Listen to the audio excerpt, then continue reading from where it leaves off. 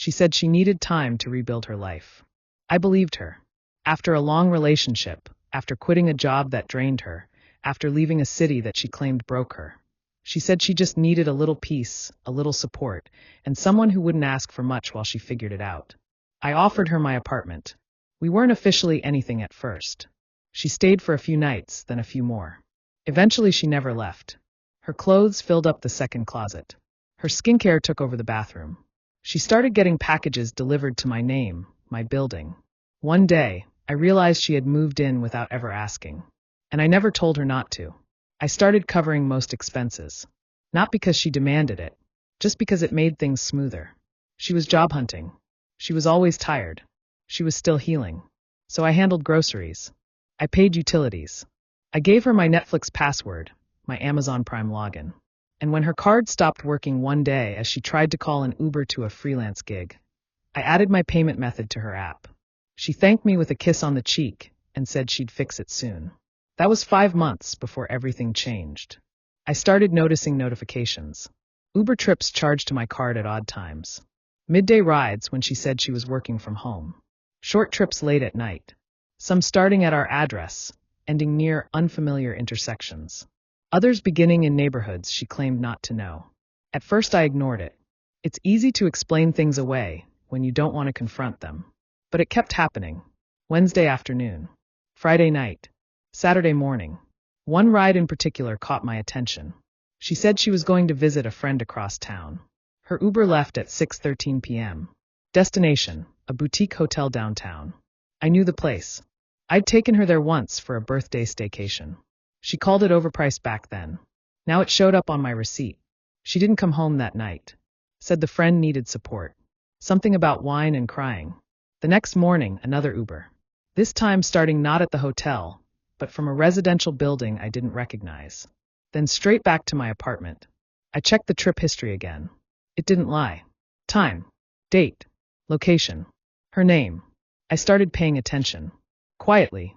No confrontation. No questions. Just a spreadsheet. I logged each trip. Departure, destination, time, day of the week, her stated excuse. Next to each one, I added a brief note. No assumptions.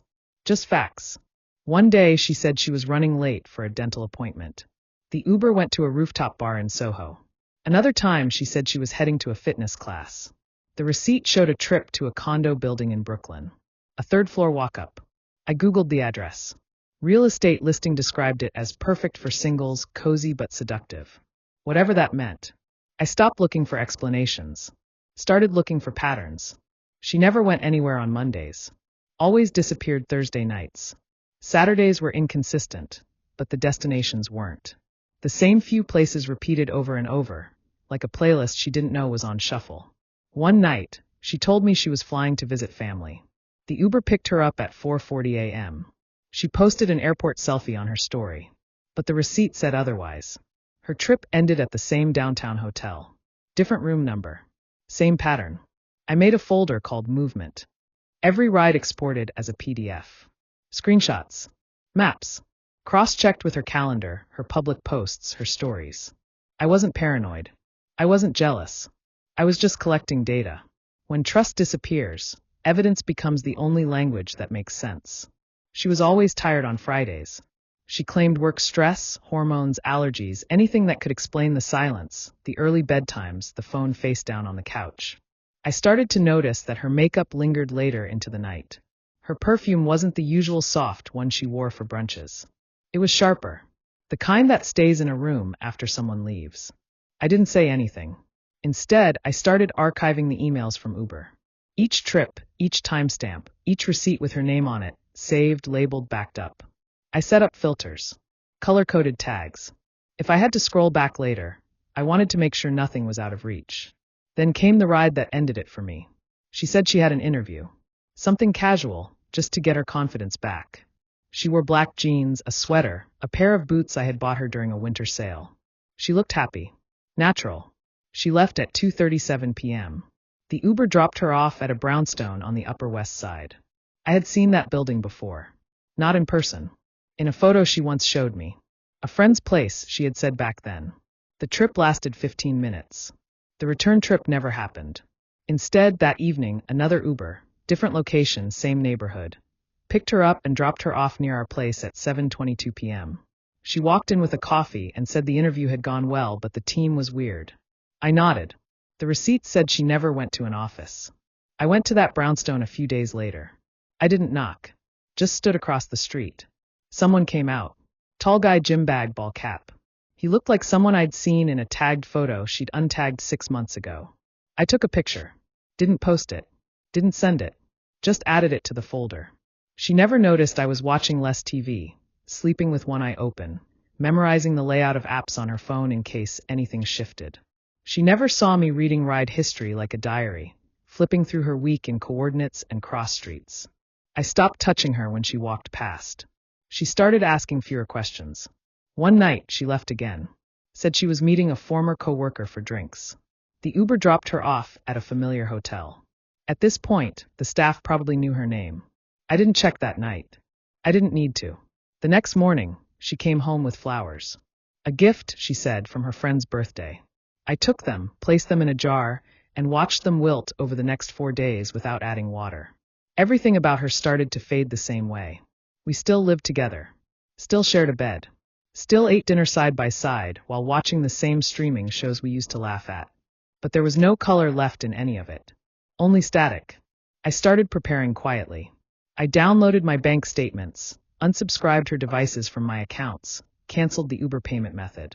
I archived all the rides she took on my dime, labeled the files by date, sorted by time of departure. Notes on whether she was smiling or tired when she left. I didn't confront her. Not yet. I wanted her to think everything was still the same. That the man she had moved in with was still unaware, still generous, still available. But the truth is, I had already left the relationship. I just hadn't walked out the door. It was a Tuesday when the account finally disconnected. She texted me asking why her Uber app wasn't working. I told her the card had expired, which was technically true. I had requested a new one and didn't update the app. She didn't press. She used mine for 5 months. 57 rides in total. 38 with destinations she never mentioned. 12 to addresses she once said she didn't know. 7 that repeated on a pattern I couldn't unsee. She switched to using her own profile again, but by then I had already logged too much. There was a rhythm to it. Every Thursday night, a departure. Every Friday morning, a return. She always came back tired. Said the trains were slow. Said the weather was bad. Said nothing at all. That week, she started playing music more often around the apartment. Love songs. The soft kind you only put on when you feel guilty or nostalgic. She cooked more. Tried recipes from the folder I once shared with her, ones she used to ignore. The living room smelled like sage and roasted garlic. It almost felt sincere. But I knew better, because earlier that same day, I'd looked at her calendar. The one she forgot was synced to our shared Gmail. At 11:30 a.m., she had marked something with a single emoji. A glass of wine. No title. No location. Just that. I cross-referenced the timestamp. The Uber she took at 11:18 a.m. went to a small inn just outside the city. She stayed there for 3 hours.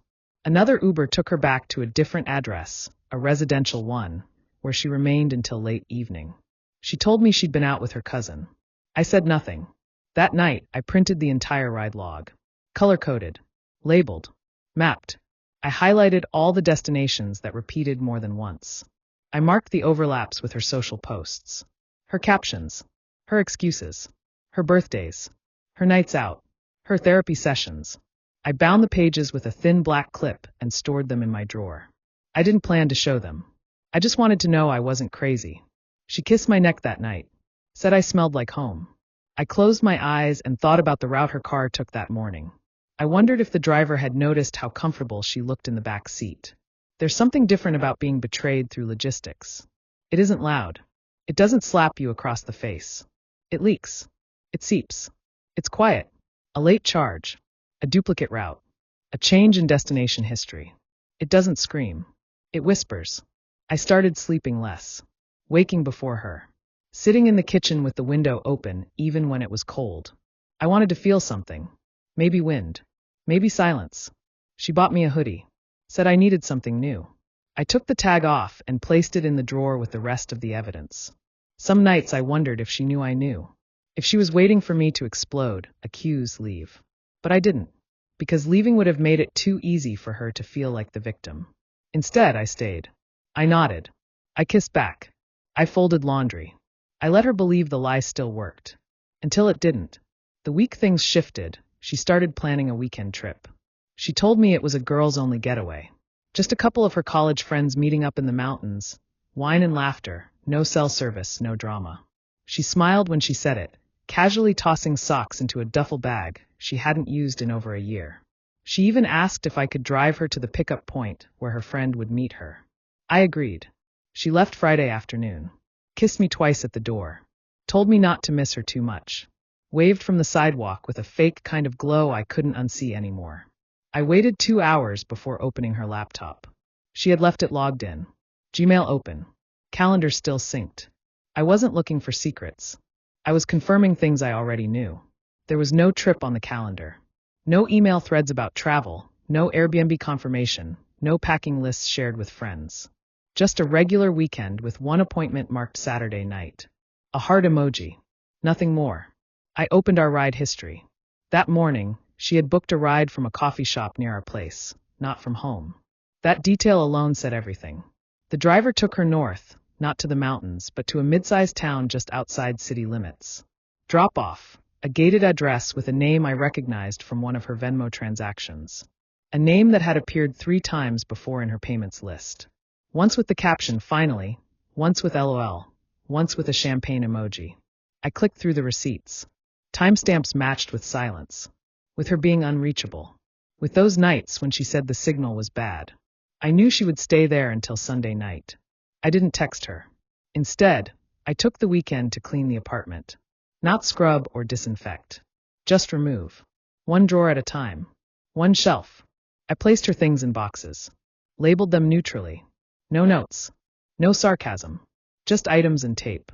On Sunday afternoon, I took a long walk. Passed by the train station, even though I knew she was coming back by car. I didn't wait. I didn't want to see her lie again. I just kept walking. By the time I got home, she was already back. Makeup off. Hair pulled up. In the kitchen reheating something she probably didn't cook. She smiled like nothing happened. Said the trip was good. Restful. I nodded. She didn't notice anything missing from the drawers. That night, she fell asleep early. I watched her for a few minutes and wondered how many different versions of herself she had created for other people. I wondered how many of them knew what they were a part of. How many, like me, had chosen not to speak when the signs were clear. The next morning, she was gone before I woke up. A note on the table said she had a brunch. I picked it up, folded it, and slid it into the folder. I wasn't angry anymore. Just tired. I spent the next few days wrapping up loose ends. I deleted the backup account I had created on her food delivery app. I disconnected my Spotify from the living room speaker. I shut down the shared drive she never used, but where I had stored every screenshot, every ride receipt, every timeline she didn't know existed. She walked around the apartment like we were still fine. Made eggs in the morning. Asked me what time I would be home. Suggested we start planning a short vacation to reconnect. The audacity would have been offensive if I hadn't already disconnected months ago. On Thursday evening, I packed her boxes into the hallway closet. Not to hide them, just to clear space. I knew she'd eventually ask why things looked different, but I wasn't rushing it. This wasn't revenge. This was removal. That night, I printed one final document. A timeline. Every trip she took while I was at work, asleep, or believing in her. Each entry included the departure point, the destination, the excuse she gave, and the real address on the receipt. It was almost clinical. Clean fonts. No opinions. Just rows and rows of truth. I placed it in a blank envelope. I left it in the drawer she used for receipts and coupons and takeout menus. And then I waited. On Saturday, she said she was going to the gym. I knew she wasn't. The gym was 4 blocks away. She took an Uber. I watched the trip ping in my email. Same hotel. Different day. I didn't follow. I stayed home, made coffee, opened the windows. It was a quiet day. She came back around 5 p.m. Took a shower. Ordered Thai food. We ate on the couch like we used to. She scrolled her phone. I watched the screen reflect in her glasses. She looked peaceful. Or practiced. At some point, she got up and walked to the drawer. I saw her open the envelope. She didn't say anything. She closed it, stood still for a moment, then walked to the bedroom without a word. Later that night, she didn't climb into bed. She stayed on the couch, scrolled through her phone, probably trying to find a version of herself she still recognized. In the morning, the boxes were out by the door. She asked if she could stay with a friend. I said she could do what she needed. And that was the last sentence I ever said to her. No breakdown. No accusation. No performance. Just silence, facts, and the weight of her own movements pressing down on her. She left the next day. No tearful goodbye. No suitcase drama. Just a few bags, one ride, and the sound of the front door clicking shut. The apartment was still. The kind of quiet that doesn't beg to be filled. I walked into the living room, noticed the indent her body left on the couch. The smell of her shampoo lingered in the hallway. Her hair tie sat on the counter like a punctuation mark at the end of a long, unnecessary sentence. I threw it out. I deleted the Uber app. I cleared the ride logs, not because I needed to forget, but because I had already memorized the lesson. The signs are never loud. They are not written in lipstick on collars or whispered through keyholes. They're hidden in habits, in timestamps, in quiet routes paid for by someone who thought loyalty was enough. It wasn't anger that stayed with me. It was the calm of knowing I hadn't imagined it, that the math added up, that the pattern was real, that I had trusted the wrong person, yes, but that I had eventually trusted myself enough to see it. And that, in the end, was enough.